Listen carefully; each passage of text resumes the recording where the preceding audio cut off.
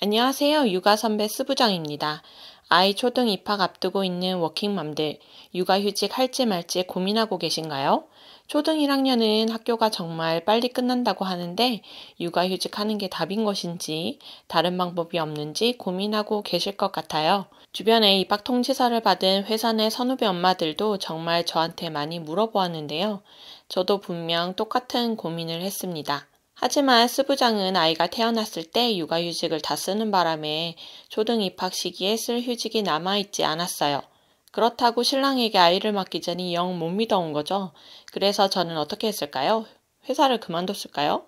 아니죠. 이제부터 곧 초등 4학년이 될 아이를 지금까지 육아휴직 없이 키울 수 있었던 노하우 싹 정리해서 알려드릴게요.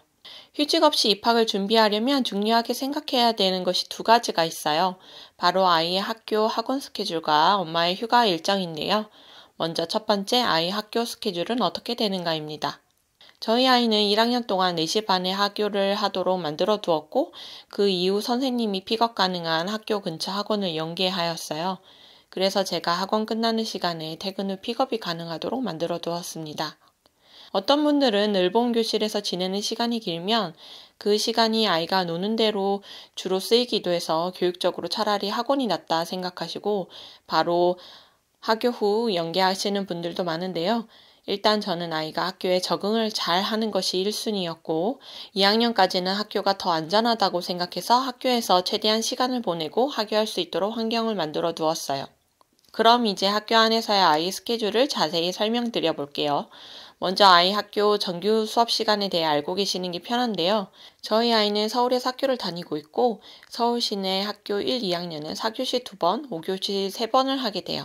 4교시는 수업하고 점심 먹고 바로 12시 50분쯤에 하교를 하고 5교시는 점심 먹고 수업을 한 번 더 하고 하교하기 때문에 1시 30분쯤에 끝나게 됩니다. 생각보다 굉장히 빨리 끝나죠. 그런데 입학 준비하실 때 학교에서 안내받은 돌봄교실, 요새는 늘봄교실이라고 하죠. 이 안내문이 있으시죠? 이 늘봄교실은 입학식 다음날 정규 수업이 시작되는 날과 동시에 시작이 되는데요. 저는 이 늘봄교실을 신청했고 아이의 학교 시간을 4시 반 정도 하겠다고 말씀드렸어요. 보통 1학년을 최우선으로 선발하기 때문에 아무리 신청 아이들이 많다 하더라도 한 학년에 30명이 넘어가는 학교들 말고 주변 지인들에게 물어봐도 1학년이 떨어지는 경우가 없었어요. 입학 전 서류를 받고 신청하고 나면 입학 전에 당첨 여부를 학교에서 알려주게 됩니다. 늘봄교실은 학교에서 본인의 교실 외에 다른 교실에서 진행이 되고요. 저희 아이 학교는 늘봄교실이 시작되고 딱 일주일 동안만 담임 선생님이 늘봄교실로 인계를 해주신다고 안내가 되었어요. 그래서 저는 아이가 스스로 이동하는 동선을 파악할 수 있게 입학과 동시에 늘봄교실을 이용한다고 말씀드렸습니다. 학교마다 이것도 이제 스케줄이 상이하긴 하지만 저희 아이 학교는 입학하고 2주 정도 지나자 방과 후 수업에 대한 신청 안내문이 왔어요. 보통 학교마다 방과 후 수업 선발 방법이 다른데요. 선착순 또는 추첨 이렇게 두 가지로 나뉘어집니다. 저희는 추첨이라서 아이랑 상의해서 어떤 방과 후를 요일별로 들을지 미리 골라두고 신청했고요. 혹시 떨어졌을 때 동일한 요일에 TO가 비는 수업을 신청해보기 위해서 1순위, 2순위를 아이와 정해두고 신청했어요. 그래서 아이가 늘봄교실에 있다가 방과 후를 가거나 정규 수업 후 방과 후를 갔다가 늘봄교실로 갔다가 하교하는 스케줄로 만들었습니다. 참 가장 중요한 건 방과 후 수업을 하루에 2개씩 빡빡하게 짜면 안 된다는 점이에요. 왜냐하면 아이가 학원이 끝나면 6시가 되고 저랑 저녁을 먹게 되면 7시 정도가 되는데 방과 후를 빡빡하게 짜면 방과 후 수업 전후로 늘봄 교실에서 오후 간식을 먹을 수 있는 시간이 없어요. 꼭 아이가 학교 늘봄 교실에서 한두 시간을 보내면서 오후 간식을 먹을 수 있는 시간을 만들어 주셔야 해요. 안 그럼 학원 끝날 때까지 매우 배고파합니다. 학교 급식 시간에 많이 먹으면 되지 않나요? 라고 생각하실 테지만 학교 급식이 입맛에 안 맞는 친구들도 꽤 많고 또 잘 안 먹는 친구들이 많아서 선생님이 처음 급식을 나눠주실 때도 많이 나눠주시지 않거든요. 점심시간에 얼른 밥 먹고 놀아야지 하는 친구들이 많아서 급식을 집에서 먹듯이 배 든든하게 먹지 않더라고요. 그래서 이 오후 간식 시간을 꼭 챙겨 먹을 수 있게 도와주셔야 해요. 이렇게 학교에서 시간을 보내면 4시 반 하교 시간이 됩니다. 저희 아이 학원은 학교 주변에 매일 1시간씩 수업을 하는 영어 학원이 있어 학교 인계에서 학원을 가는 스케줄을 만들었어요. 학원 수업이 5시부터 시작이라서 인계 선생님을 만나 학원으로 이동을 하고 수업을 들으면 6시에 딱 끝나면 저를 만나는 시간이 됐어요. 자, 이제 엄마는 그럼 휴가를 언제 얼마나 내야 할까요? 저는 아이 입학식 포함 총 5일의 휴가를 냈어요.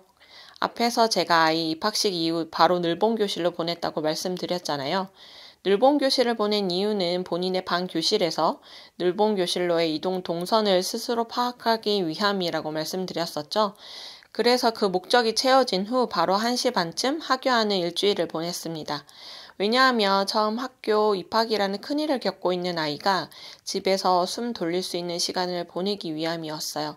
저희 아이는 새로운 환경에 적응하는데 오래 걸리는 친구라서요. 늘봉 교실로 이동하는 동선도 스스로 파악해보고 어떤 친구들과 같은 늘봉 교실을 이용하는지 아이가 알아두는 게 중요하다고 생각해서 이렇게 진행했어요. 그리고 낯선 친구들과 처음 대면 할 텐데 방과후 수업도 없어 그 시간이 길게 느껴질까 싶어 이렇게 진행한 터라 아이의 성향에 따라서 엄마의 선택은 달라질 수 있어요. 오늘 육아 선배스 부장의 아이 입학 후 스케줄 이렇게 이야기 들어보시니까 어떠신가요? 초등 입학 후의 스케줄이 대충은 윤곽이 잡히실까요? 주변을 보면 아이들 입학하고 나면 학교가 빨리 끝나기 때문에 걱정도 많고 휴직을 해야 되나 고민도 많은데 이렇게 대략적으로 짜보면 아는 만큼 두려움이 줄어들 수 있다 생각이 듭니다. 오늘 컨텐츠 보고 우리 아이들과 이야기하며 스케줄 짜보시고 도움이 되시길 바랍니다. 저는 다음 시간에 10년차 워킹맘이 회사 생활도 잘하고 아이도 잘 키울 수 있는 다른 여러 가지 노하우들 가져와 보겠습니다. 구독과 알림 꼭 하셔서 도움되는 육아 노하우들 놓치지 마세요. 영상 보시면서 궁금하신 내용이 있거나 어떤 노하우가 궁금하신지 댓글로 알려주시면 또 이야기해 보도록 할게요. 감사합니다.